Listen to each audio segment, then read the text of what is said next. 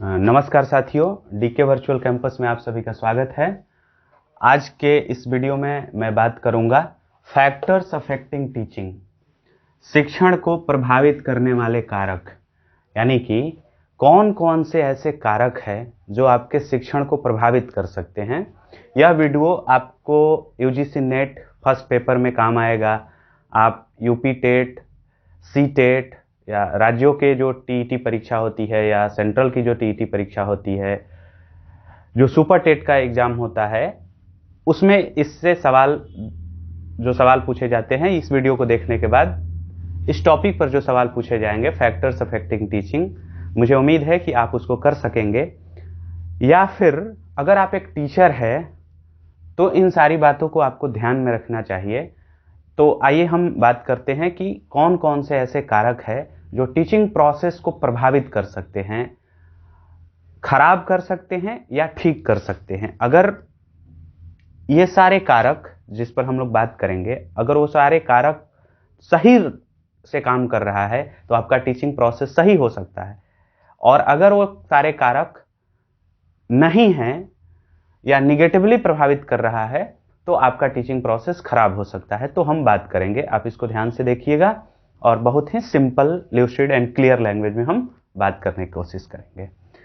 तो शिक्षण को प्रभावित करने वाले कारक, देखिए, कहा यह जाता है कि जो शिक्षण है, जो टीचिंग है, एक ट्राइपोलर एक्टिविटी है, यानी कि त्रिध्रुवीय प्रक्रिया है। ऐसा एक फिलोसोफर जॉन डेवी ने कहा है। तो त्रिध्रुवीय प्रक्रिया का क्या मतलब है कि टीचिंग में तीन चीज बहुत इंपॉर्टेंट होता है। वो क्या क्या है? तो टीचर, एक शिक्षक, दूसरा लर्नर, यानी एक पढ़ाने वाला हो गया और दूसरा पढ़ने वाला हो गया, सीखने वाला हो गया, और तीसरा सिलेबस। यानी यह टीचिंग का जो सबसे आवश्यक तत्व है यह है। इसके बिना टीचिंग हो नहीं सकती, पूरी नहीं हो सकती है। लेकिन ये तो बहुत ओल्ड कंसेप्ट है, ये पुरानी बातें हैं। अब लोग जो मॉडर्न में जो रिसर्चर हैं वो ये मान रहे हैं कि नहीं, इसके एक फैक्टर्स और होना चाहिए, और उन्होंने एक फैक्टर के नाम पर वो दे दिया कि वातावरण, यानी कि इन्वायरमेंट। इन्वायरमेंट को भी वो मान रहे हैं वातावरण। कैसा वातावरण? तो टीचिंग का एक माहौल होना चाहिए। अगर वो माहौल, सही माहौल नहीं मिलेगा तो टीचिंग प्रोसेस प्रभावित हो सकती है। तो हम इन्हीं को आधार बनाकर इन्हीं से संबंधित कारकों पर बात करेंगे कि कैसे एक शिक्षक के कुछ फैक्टर्स हैं जो टीचिंग को प्रभावित कर सकता है। तो देखिए, कौन कौन सी ऐसी चीजें हैं जो टीचिंग को प्रभावित कर सकता है। तो टीचर खुद, यानी टीचर की कुछ विशेषताएं ऐसी है जो टीचिंग को प्रभावित कर सकता है। लर्नर भी कर सकता है, विषय भी कर सकता है, यानी कंटेंट, पाठ्यक्रम भी कर सकता है, और वातावरण भी शिक्षण को प्रभावित कर सकता है। तो हम एक एक पहलुओं पर बात करेंगे। आप अगर इसका नोट्स बनाना चाहें अगर, तो जो कीवर्ड्स होंगे आप उसको लिख लीजिए, आपके लिए बेहतर होगा अगर आप परीक्षा की तैयारी करते हैं। और अगर नहीं करते हैं तो सिर्फ सुनिए, आनंद लीजिए, और वीडियो के बाद आप कमेंट में बताइएगा कि ये जो मैं बताया वो आपको कैसा लगा। तो हम एक एक करके बात करते हैं कि कौन कौन से ऐसे कारक हैं जो शिक्षण को प्रभावित कर सकता है। तो पहला कारक जो है वो हम शिक्षक को लेते हैं। शिक्षक यानी कि टीचर को, इंस्ट्रक्टर, जो ट्रेनर है, वो कैसे, कौन कौन से, उस टीचर के कौन कौन से कारक जो टीचिंग को प्रभावित कर सकता है। तो देखिए, सबसे पहले अगर हम बात करते हैं तो उसकी योग्यता। किसकी योग्यता? टीचर की योग्यता, शिक्षक की योग्यता उस शिक्षण प्रोसेस को, शिक्षण प्रक्रिया को प्रभावित कर सकता है। यानी कि एक योग्य शिक्षक ही शिक्षण की प्रक्रिया कर सकता है। एग्जाम्पल, जैसे इसीलिए तो एनईटी, नेट की परीक्षा अनिवार्य होता है असिस्टेंट प्रोफेसर के लिए। तो क्या वो टेस्ट करता है? Eligibility test, national eligibility test, या चाहे सीटेट है या टेट है, तो ये सब एलिजिबिलिटी टेस्ट है। यानी कि इन सारे परीक्षाओं को अगर आप क्वालिफाई करते हैं, इसका मतलब कि आप टीचर बनने के लायक है। तो आपकी योग्यता जो है, सबसे पहले कि आप पढ़ा सकते हैं कि नहीं, आपके पास वो काबिलियत है कि नहीं, इसकी जांच की जाती है टीचर बनने से पहले। तो यानी कि योग्यता जो उसका एप्टीट्यूड है, उसका एप्टीट्यूड, एलिजिबिलिटी, वो उसके शिक्षण प्रोसेस को प्रभावित कर सकता है। यानी योग्यता है तो ठीक पढ़ा सकता है, अगर योग्यता नहीं है तो नहीं पढ़ा सकता है। तो एक हम कहें अगर सामान्य कि योग्यता। दूसरा अगर हम देखें तो उसका ज्ञान, शिक्षक का ज्ञान, कैसा ज्ञान? तो कंटेंट का नॉलेज, यानी कि उसके पास पढ़ाने की योग्यता है, लेकिन विषय का ज्ञान अगर उसको नहीं है तो भी नहीं पढ़ा सकता है। और अगर विषय का ज्ञान उसके पास है तो टीचिंग कर सकता है। यानी कि कंटेंट भी मैटर रखता है, कंटेंट का नॉलेज, विषय का ज्ञान शिक्षक को होना चाहिए। तीसरा अगर हम देखें तो उसका जो साइकोलॉजिकल फैक्टर्स है, मनोवैज्ञानिक जो कारक है, यानी उसका मनोविज्ञान, मनोवैज्ञानिक, तो मनोविज्ञान लिखते हैं, यानी उसका एटीट्यूड कैसा है, उसका मनोभाव कैसा है, ये भी, वो भावात्मक रूप से वो कमजोर है कि मजबूत है, ये भी मैटर करता है। यानी उसका मनोविज्ञान, उसका मनोभाव जो है शिक्षण को प्रभावित करता है। किसका? तो शिक्षक का। तो शिक्षक का मनोविज्ञान, मनोवैज्ञानिक कारक, जैसे मनोभाव हो गया, उसका व्यवहार हो गया। तो देखिए उसका व्यवहार भी, क्लासरूम में उसका व्यवहार कैसा है, छात्रों के प्रति उसका व्यवहार कैसा है, समाज में उसका व्यवहार कैसा है, ये भी शिक्षण को प्रभावित कर सकता है। तो तीसरा लिख देते उसका बिहेवियर, यानी व्यवहार, और कैसा? तो स्टूडेंट के साथ उसका कैसा व्यवहार है, उसके बाद उसके फैमिली मेंबर्स के साथ कैसा व्यवहार है,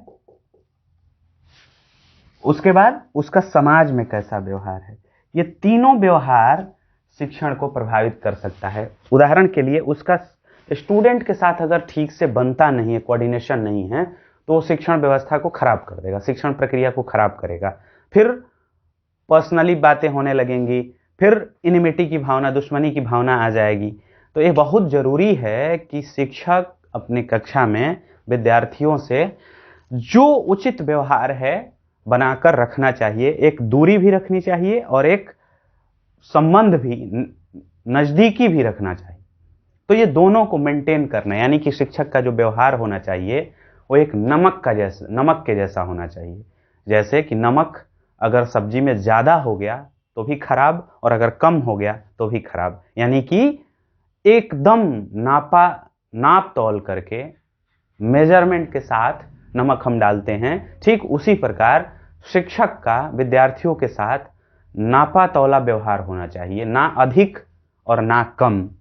अगर अधिक हो जाएगा तो फिर वो शिक्षण, व्यक्तिगत रूप से आप जब उससे जुड़ जाएंगे, उसके व्यक्तिगत जीवन में आप हस्तक्षेप करने लगेंगे, या फिर विद्यार्थी आपके जीवन में, व्यक्तिगत जीवन में हस्तक्षेप करने लगेगा, तो टीचिंग प्रोसेस खराब हो जाएगी, बिगड़ जाएगी, प्रभावित कर देगा उसको। फिर दूसरा, उसके फैमिली मेंबर्स के साथ उसका कैसा व्यवहार है। एक शिक्षक अगर उसके फैमिली मेंबर से, मान लीजिए कि उसके पत्नी से, उसके बेटे से, उसके माता पिता से उसका संबंध ठीक नहीं है, झगड़ा हो रहा है घर में रोज, तो जब वो, अगर उस झगड़े में वो पड़ा रहेगा, तो फिर जब वो क्लासरूम में आएगा, जब कक्षा में आएगा, तो उस टेंशन से शिक्षण व्यवस्था प्रभावित होगी। और अगर ये व्यवहार ठीक है, इस टेंशन में नहीं है कि उसका परिवार वालों के साथ उसका व्यवहार बहुत अच्छा है, प्रेम से सब रहते हैं घर पे, तो वो उसका पॉजिटिव इंपैक्ट पड़ेगा उसके टीचिंग प्रोसेस पर। तो देखिए स्टूडेंट के साथ उसका व्यवहार, उसके फैमिली मेंबर्स के साथ भी उसका व्यवहार, बहुत सारे ऐसे टीचर हैं, मेल या फीमेल की दोनों पर अप्लाई हो सकता है, कि पुरुष टीचर है, पुरुष शिक्षक है, जो उसका वाइफ से नहीं बनता है, झगड़े होते हैं, वो झगड़ा उसके दिमाग में रहता है, और जब वो कक्षा में आता है तो अपना पूरा 100% नहीं दे पाता है। और इतना ही नहीं, सिर्फ शिक्षण पर ही नहीं, ये सारे आपके जितने भी एक्टिविटीज होते हैं, जितने भी प्रोफेशन होते हैं, आपके फैमिली मेंबर्स से आपका कैसा व्यवहार है उसको प्रभावित करते हैं। उदाहरण के लिए मैं नाम भूल रहा हूं अभी, लेकिन ऑस्ट्रेलिया का एक बहुत अच्छा गेंदबाज था, बॉलर था, क्रिकेटर था, और अचानक उसकी बॉलिंग खराब होने लगी, ज़्यादा रन देने लगा, नर्वस होने लगा। जो लोग पहले उससे डरते थे बैटिंग करने में उसके सामने, अब उस पर वो छक्के लगाने लगे। तो ये अचानक जब उसकी बॉलिंग में गिरावट आई, तो मीडिया वालों ने उससे उसका कारण पूछा कि आखिर इसका कारण क्या है। तो पता है उसने कारण क्या बताया? उसने कारण बताया कि मेरी माँ का और मेरी वाइफ का झगड़ा होता है घर में, दोनों में बनता नहीं है, इस कारण से मेरे प्रोफेशन पर टेंशन, मेरे प्रोफेशन पर प्रभाव। सुन करके आपको अजीब लगी होगी बात, लेकिन ऐसा होता है कि अगर आपके घर में लड़ाई झगड़े होंगे तो आप अपने कार्य में, जो आपका प्रोफेशन है, उसमें आप 100% नहीं दे सकते हैं, क्योंकि आप भी तो एक मनुष्य हैं। तो मनुष्य होने के कारण आपके मस्तिष्क में वो सारी चीजें रहती हैं। आप फिर योजना बनाएंगे कि हम इसको कैसे ठीक करें, या उसको कैसे जवाब दें, इसको कैसे जवाब दें, वो मेरा अहित किया था तो हम भी उसका अहित करेंगे। ये सारी बातें आपके दिमाग में घूमेंगी, और जब ये घूमेंगी तो आप कक्षा में 100% नहीं दे पाएंगे। तो बहुत जरूरी है कि एक शिक्षक का उसके फैमिली मेंबर्स के साथ उसका व्यवहार ठीक होना चाहिए। अगर ये व्यवहार ठीक है तो आपकी टीचिंग प्रोसेस की जो प्रोडक्टिविटी है, आपकी टीचिंग की जो प्रोडक्टिविटी है, जो उत्पाद है टीचिंग शिक्षण का, वो बढ़ जाएगी। और अगर ये ठीक नहीं है आपके परिवार वालों के साथ आपका संबंध, तो आपका जो शिक्षण है वो प्रभावित होगा, नकारात्मक रूप से प्रभावित होगा। तो ये बहुत जरूरी है कि एक टीचर को अपने फैमिली मेंबर्स के साथ अच्छा व्यवहार रखना चाहिए। फिर उसका समाज में कैसा व्यवहार है, जहां वो रह रहा है, आस पड़ोस में कैसा माहौल है, उससे भी वो प्रभावित होता है। मान लीजिए कि हम एक टीचर हैं और हमारे आसपास में ऐसे लोग रहते हैं जो दिन भर हल्ला गुल्ला करते हैं, दिन भर अनावश्यक कार्य में लगे रहते हैं, शोर करते रहते हैं, तो आप बताइए कि क्या मैं उससे प्रभावित होऊंगा? अवश्य मैं उससे प्रभावित होऊंगा, नहीं चाहते हुए भी। तो समाज में उसका संबंध कैसा है उस टीचर का, यह भी बहुत मैटर करता है उसके शिक्षण प्रक्रिया से। तो ये हो गया उसका व्यवहार कैसा है। फिर हम आगे बात करते हैं कि और क्या क्या है जो शिक्षक के तरफ से जो कारक है। तो आगे जैसे कि हम ये कहें कि नेक्स्ट लिख लीजिएगा कि तत्कालीन परिस्थितियों को समझने की क्षमता, टू कंट्रोल, मतलब कंट्रोलिंग पावर, सिचुएशन को कंट्रोल करने की जो क्षमता होती है, यानी तत्कालीन परिस्थितियों को समझने की क्षमता। तो हम सिचुएशनल लिख लेते हैं, सिचुएशनल अंडरस्टैंडिंग, तत्कालीन परिस्थितियों को समझने की क्षमता एक शिक्षक में होनी चाहिए। इसमें क्या क्या आ जाएगा? जैसे तत्कालीन परिस्थितियों में अगर ये कहूं तो विद्यार्थी को किस तरह का उदाहरण देकर समझाना चाहिए, विद्यार्थियों की मनोभाव क्या है, मनोदशा क्या है, वो क्या चाहता है। यानी कहते हैं ना कि विद्यार्थियों के मस्तिष्क को पढ़ना कि वो चाहते क्या है। आप जो पढ़ाना चाहते हैं, आप जो देना चाहते हैं, क्या वो वहीं समझ रहा है, वहीं लेना चाहते हैं, या फिर आप कुछ बोल और रहे हैं लेकिन उनका दिमाग कहीं और लगा हुआ है। इस बात को समझने की क्षमता जिस शिक्षक में होगी, वह शिक्षक अपने शिक्षण प्रक्रिया को बेहतर बना सकता है। नहीं तो फिर क्या होगा कि आपका क्लास में लेक्चर बोरिंग हो जाएगा, प्रोलिक्स हो जाएगा, उबाऊ हो जाएगा। तो फिर बच्चे क्या करेंगे, लर्नर्स क्या करेंगे, कंप्लेन करेंगे। कहां कंप्लेन करेंगे? आपसे भी कर सकते हैं, आपके ऊपर जो मैनेजमेंट है उससे कर सकते हैं, क्लास में एक दूसरे से कर सकते हैं, क्लास के बाहर कर सकते हैं। तो ये आपको भले बाद में पता चले, लेकिन यह जो तत्कालीन परिस्थितियों की समझने की क्षमता अगर आप में नहीं है तो आपके शिक्षण प्रक्रिया को प्रभावित करता है। तो एक शिक्षक में ये बहुत जरूरी है कि विद्यार्थियों के मनोभाव को, तत्कालीन परिस्थिति को ठीक से समझ सके। अगर वो समझ रहा है तो उसकी शिक्षण व्यवस्था ठीक होगी। तो ये हो गया। उसके बाद उसका लोकतांत्रिक व्यवहार, शिक्षक का लोकतांत्रिक व्यवहार। तो लोकतांत्रिक व्यवहार का मतलब क्या हो गया? लोकतांत्रिक व्यवहार यानी डेमोक्रेटिक बिहेवियर उसका। देखिए, डेमोक्रेसी का मतलब यह होता है कि जो डेमोक्रेसी माने का जिधर बहुमत है, यानी जिधर लोग जो ज्यादा कह रहे हैं उस बात को एक्सेप्ट करने की जो कैपेसिटी है, वही होता है डेमोक्रेसी। लेकिन यह डेमोक्रेसी का एक पक्ष हुआ। दूसरा पक्ष हुआ अपोजिशन को एक्सेप्ट करने की, जो आपके विरोध में हैं, जो आपसे जो विभिन्न विचार रखते हैं, भिन्न विचार रखते हैं, उसको भी साथ लेकर चलने की जो कला होती है, यह होता है वास्तविक लोकतंत्र।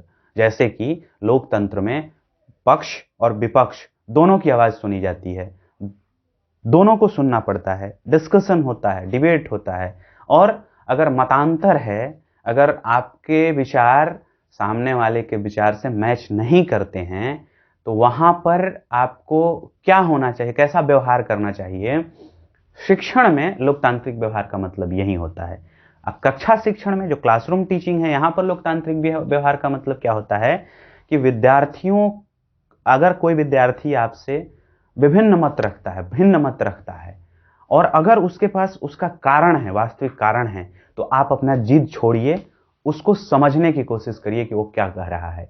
यानी कि आपका व्यवहार रिजिड नहीं होना चाहिए, आप किसी एक मत पर फैनेटिक, कट्टर नहीं आप होना चाहिए। यह हुआ लोकतंत्र का मतलब यहां पर शिक्षण में। तो एक शिक्षक को लोकतांत्रिक होना चाहिए, डेमोक्रेटिक होना चाहिए, यानी कि विद्यार्थियों के बात को, विद्यार्थियों के विचार को सुनना चाहिए, समझना चाहिए। यह होता है यहां लोकतंत्र का मतलब। उसके बाद अगर कहें तो उसका अनुभव, शिक्षक का अनुभव, टीचिंग एक्सपीरियंस। तो अनुभव, टीचिंग एक्सपीरियंस, कैसा अनुभव? तो शिक्षण अनुभव। जैसे कि कोई भी शिक्षक शुरू में जब पढ़ाना शुरू करता है, जब वो अपना प्रोफेशन शुरू करता है पढ़ाने की, तब गलतियां होती है, बोलने में गलतियां होती है, लिखने में गलतियां होती हैं, कुछ समझाने में गलतियां होती है, उदाहरण नहीं मिलते हैं।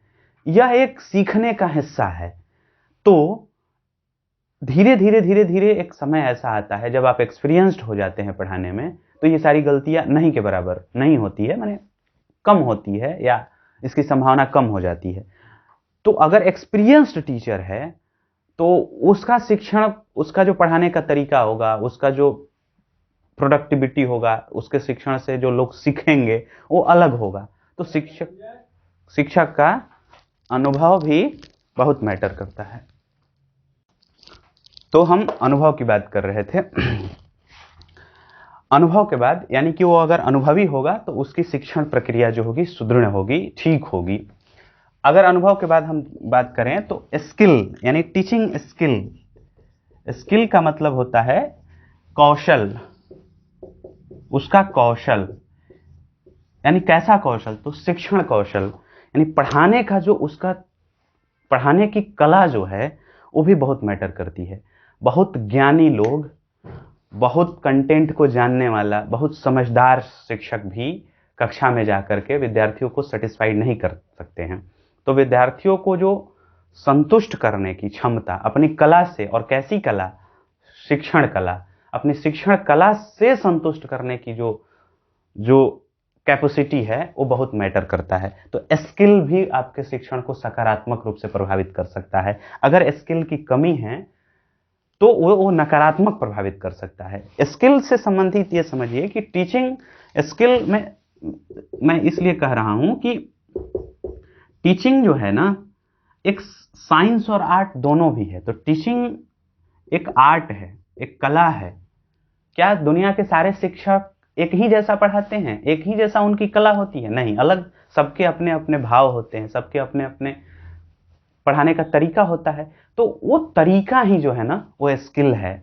और कोई ऐसा शिक्षक है जब पढ़ाता है तो क्लास में एकदम पिन ड्रॉप साइलेंस, बच्चे समझते हैं, बच्चे कभी कभी वाद विवाद करते हैं, इंटरेस्ट लेते हैं, मजा आता है पढ़ने में, तो वो कला।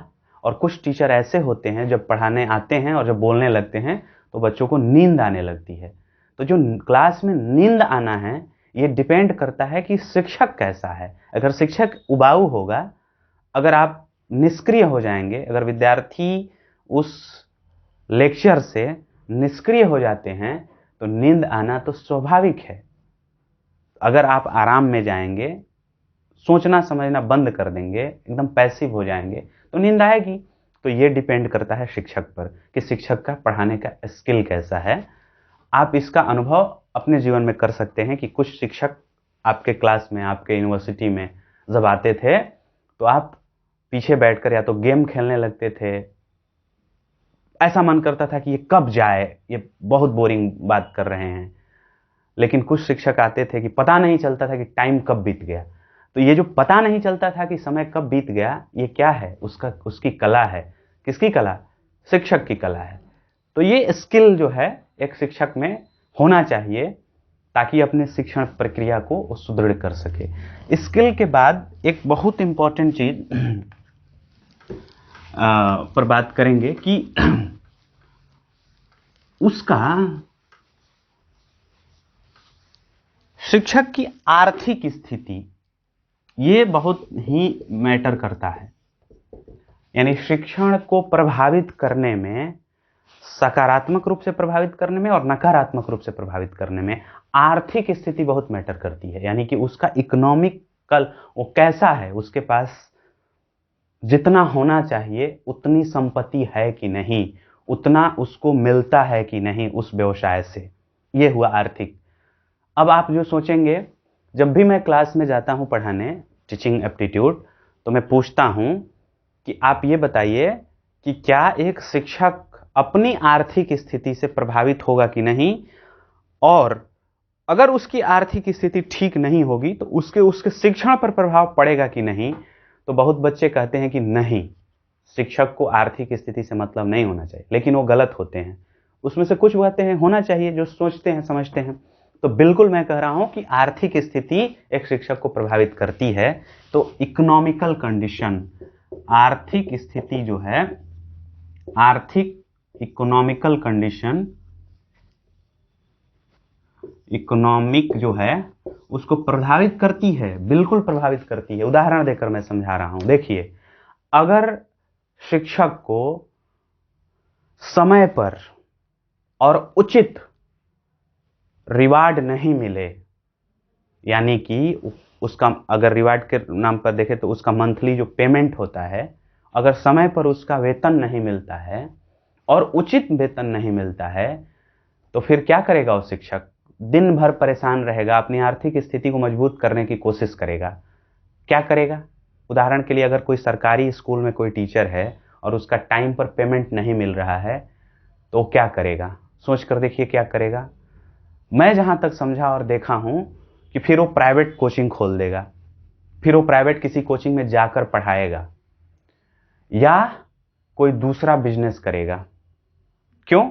क्योंकि उसकी आर्थिक स्थिति उसको सही करनी है। ये तो सबका अधिकार है कि अपनी आर्थिक स्थिति सही करें, ठीक करें।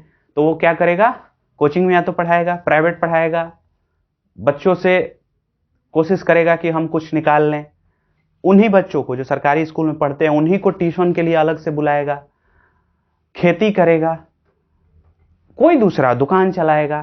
तो जब उसका ध्यान शिक्षण में से हट करके कहीं और जा रहा है, अर्थ पर जा रहा है, पैसा कमाने पर जा रहा है, अर्थ संग्रह पर जा रहा है, तो उसका जो शिक्षण प्रक्रिया है वो प्रभावित होगी। तो बहुत मैटर करता है आर्थिक स्थिति। और अगर मैं ठीक से आपको, मैं अगर गलत ना हूं, तो एक समय की बात है जब बिहार में शिक्षा मित्रों की जो तनख्वाह होती थी 1500 रुपया होती थी। 1500, अब तो बढ़ गया है।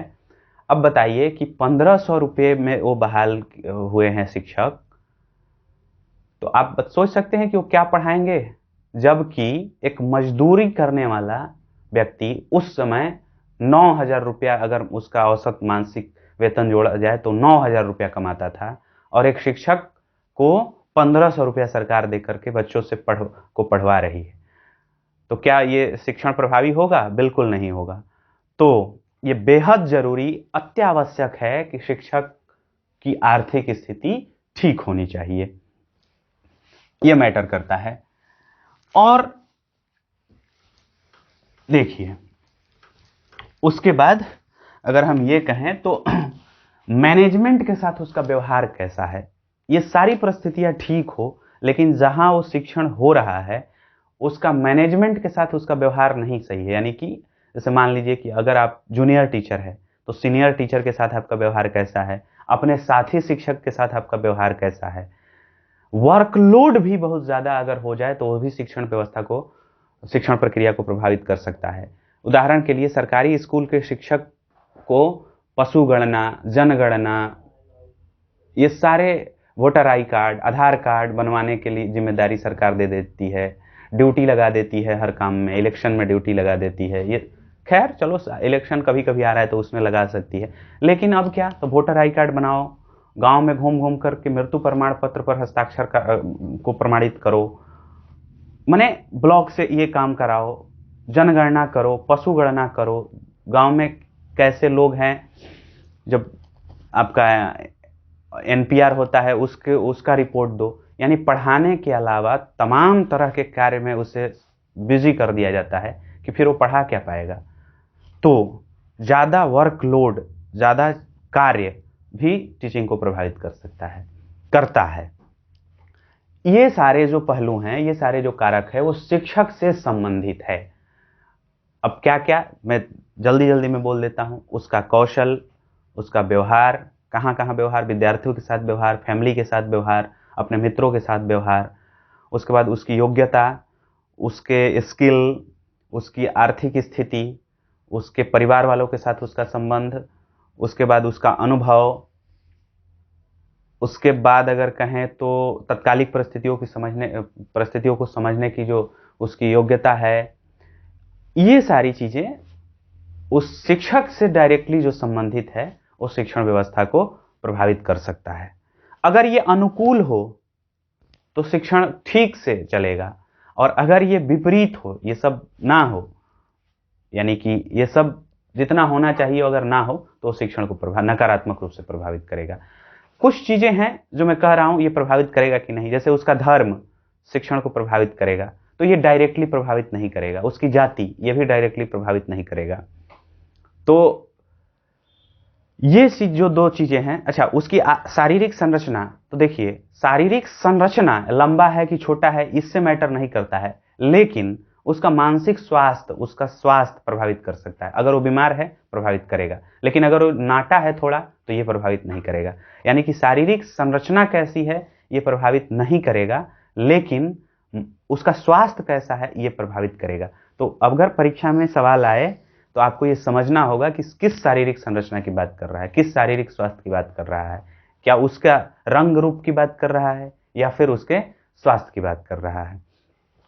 ये सारी टीचर से संबंधित है। दूसरा, अगर हम बात करें जो लर्नर से संबंधित, कि वो टीचिंग को कैसे प्रभावित, लर्नर कौन सा लर्नर जो है जो टीचिंग को प्रभावित कर सकते हैं, जो विद्यार्थी है। तो अब दूसरा जो पहलू है, हम दूसरा जो फैक्टर है जो लर्नर है उस पर बात करते हैं।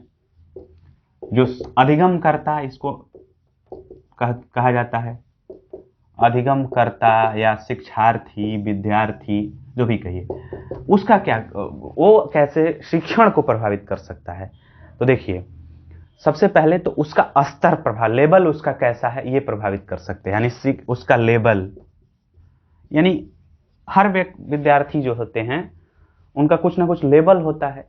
जैसे अगर छोटे बच्चे हैं और अगर उनको रिफ्लेक्टिव लेवल की टीचिंग दी जा रही है, यानी चिंतन स्तर की शिक्षण कराई जा रही हो, तो वो शिक्षण व्यवस्था वहां काम नहीं करेगी, वो प्रक्रिया काम नहीं करेगी।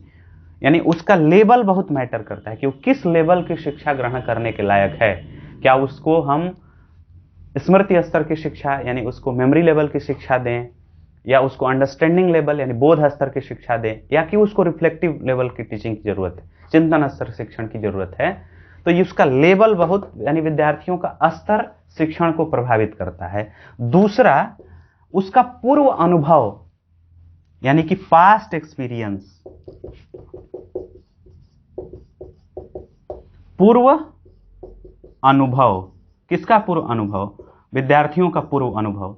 वो पहले कहां से पढ़कर आया है, कितना जानता है, ये सब शिक्षण को प्रभावित करता है। उदाहरण के लिए कि अगर सारे विद्यार्थी एक जैसे हैं, समान हैं, कोई अभी जैसे पाठ्यक्रम शुरू हो रहा है, तो अगर वो एकदम नया है, कुछ नहीं जानता है उसके बारे में, तो एक टीचिंग एक रिदम में चलेगी। लेकिन अगर वो कहीं पढ़ लिया है पहले से, पहले से वो थोड़ा मोड़ा जानता है, तो बीच बीच में वो टोकेगा, बीच बीच में अंगुली करेगा, शिक्षक को जांचना चाहेगा। यानी कि वो पहले से कुछ और जानता है, और कोई नई बात कहेंगे आप तो उस एक्सेप्ट करना नहीं चाहेगा। हम लोग इसको बहुत झेलते हैं। कुछ विद्यार्थी ऐसे होते हैं जो कहीं पढ़ लिए हैं पहले से, और हो सकता है कि कहीं वो भ्रामक कुछ चीजें पढ़ लिए हैं, तो अब बीच बीच में वो टेस्ट करना चाहते हैं शिक्षक का।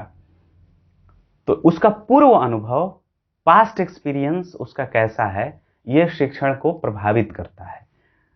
तो ये दो चीजें मुख्य रूप से शिक्षण को प्रभावित कर सकता है। देखिए, अब जैसे उदाहरण के लिए अगर आपसे सवाल पूछ दिया जाए कि क्या उसका धर्म प्रभावित करता है, तो नहीं। कास्ट नहीं, रंग रूप नहीं, शारीरिक संरचना, लंबा छोटा, बड़ा मोटा, ताजा मोटा, ये नहीं कर सकता है।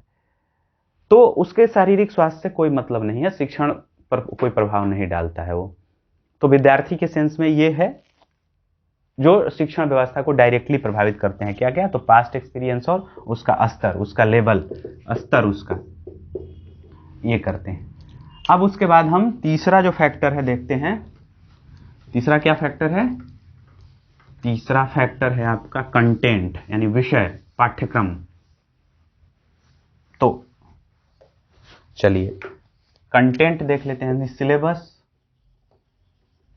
या आप इसको कैरिकुलम भी कह सकते हैं। सिलेबस और कैरिकुलम में डिफरेंस होता है। कैरिकुलम एक पूरे प्रोसेस को बोला जाता है, यानी कि प्रार्थना हो रहा है, खेल हो रहा है, कोई एक्टिविटी कराई जा रही है स्कूल में, तो वो भी एक कैरिकुलम का हिस्सा है। पाठ्यक्रम जो कॉपी किताब से संबंधित एक तरह से कह सकते हैं, जो जो किताबें हैं जो पाठ्यक्रम में शामिल होते हैं, जो पुस्तकें, वो पाठ्यक्रम। देखिए, अगर ये कहें तो कैरिकुलम में पाठ्यक्रम होता है, कैरिकुलम में पाठ्यक्रम सम्मिलित होता है। तो ये पाठ्यक्रम किसी शिक्षण को प्रभावित कर सकता है कि नहीं? जरूर कर सकता है। कैसे? कि अगर छोटे बच्चे हैं तो उनके लिए इंफॉर्मेटिव टेक्स्ट की जरूरत है, सूचना प्रदान, रटवाया जाता है छोटे बच्चों को मेमोरी लेवल पर। जो बच्चे छोटे हैं उनको समझ उनका विकसित करना पर प्राथमिक कार्य नहीं होना चाहिए शिक्षक का। उनका क्या होना चाहिए कि उसको कितना अधिक से अधिक सूचनाएं दे दे। यानी छोटे बच्चों का जो टेक्स्ट होना चाहिए, पाठ्यक्रम होना चाहिए, वो सूचनाओं पर आधारित होना चाहिए। अगर उससे थोड़ा बड़े हैं तो उनको समझ स्तर पर दो, और हायर एजुकेशन में रिफ्लेक्टिव लेवल यानी चिंतन स्तर की शिक्षा दी जानी चाहिए। यानी कि पाठ्यक्रम कैसा है यह भी शिक्षण व्यवस्था को प्रभावित करता है, शिक्षण प्रक्रिया को प्रभावित करता है। ये किस लेवल के विद्यार्थी हैं उस लेवल का पाठ्यक्रम तैयार होना चाहिए। चलिए, उसके बाद पाठ्यक्रम की जो लैंग्वेज है वो भी प्रभावित करता है।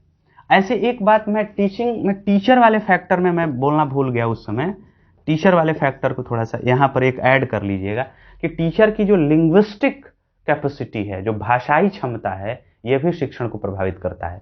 बहुत विद्वान शिक्षक अगर भारत में हैं, हिंदी जानते हैं, इंग्लिश जानते हैं, भोजपुरी जानते हैं, हरियाणवी जानते हैं, बहुत सारी भाषाओं को जानते हैं, लेकिन उनके सामने अगर चाइनीज पढ़ने वाले विद्यार्थियों को बैठा दिया जाए, अगर वो चाइनीज नहीं जानते हैं, तो फिर सारा उनका जो भी नॉलेज है, एप्टीट्यूड है, योग्यता है, सब कुछ है, लेकिन भाषाई ज्ञान उनको नहीं है, तो वो शिक्षण प्रक्रिया को खराब कर सकता है। तो इसको कहते हैं कम्युनिकेटिव कॉम्पिटेंस, यानी उनकी भाषिक समझ और विद्यार्थियों की भाषिक समझ सेम होना चाहिए। यानी जो भाषा टीचर बोलता है, समझता है, लिखता है, वो भाषा विद्यार्थियों को भी आनी चाहिए, बोलने, पढ़ने, लिखने, समझने। तो भाषिक क्षमता भी, तो ठीक वही चीज आपका सिलेबस में भी काम आता है कि जो लैंग्वेज है ये भी होना चाहिए किसके अनुसार, टीचर के अनुसार कि लर्नर के अनुसार। तो ये लर्नर के अनुसार भी होना चाहिए। टीचर तो का तो रोल बता ही दिए, लेकिन लर्नर को कौन सी भाषा समझ में आती है, वो ऐसा सिलेबस टीचिंग को सकारात्मक रूप से प्रभावित करेगा, और नहीं तो फिर वो नकारात्मक हो जाएगा। जैसे मान लीजिए कि आप सब, चाहे जो मैं जहां जाता हूं पढ़ाने, मैं जिनको पढ़ाता हूं, अगर उनको इंग्लिश और हिंदी नहीं आती है तो मैं वहां पर ठीक से टीचिंग नहीं करा पाऊंगा। और उदाहरण के लिए मैं इसको अनुभव करता हूं कि मेरी क्लास में एक ऐसी विद्यार्थी है जिसको ना ठीक से हिंदी आती है और ना ठीक से इंग्लिश आती है। वो बांग्ला और जो देसी भाषाएं हैं कुछ को उसको ठीक से वो समझती है, जानती है। अब उसको बार बार हमको देशी भाषाओं के शब्द बोलना पड़ता है, या हिंदी तो समझती ही नहीं है, तो उसके लिए अलग से इंग्लिश के शब्द प्रयोग करने पड़ते हैं, मतलब इंग्लिश में बोलना पड़ता है, लिखवाना पड़ता है। तो पूरी क्लास, एक तरफ पूरी क्लास हिंदी में डिमांड करती है और वो लड़की इंग्लिश में डिमांड करती है, या अगर बोलती है कि सर अगर आप बांग्ला जानते हैं तो बांग्ला में बोल दीजिए, और बांग्ला मुझे बिल्कुल नहीं आती, मैं नहीं जानता। अब उसके लिए प्रॉब्लम हो गया। यानी अब ये क्या देख रहे हैं कि जो पाठ्यक्रम, जो हम नोट्स देते हैं उसको समझ में नहीं आता है। तो पाठ्यक्रम की जो भाषा है, ये भाषा शिक्षण को प्रभावित कर सकता है, करता है। तो ये सिलेबस और कंटेंट में ये देखा जाए, ये हो गया। और चौथा और मोस्ट इंपॉर्टेंट ये भी रख सकते हैं कि वातावरण, इन्वायरमेंट कैसा है टीचिंग का, जहां पर टीचिंग हो रही हो, जहां पर क्लास हो रहा हो, वहां का इन्वायरमेंट कैसा है। तो चौथा है आपका वातावरण, वातावरण, इन्वायरमेंट।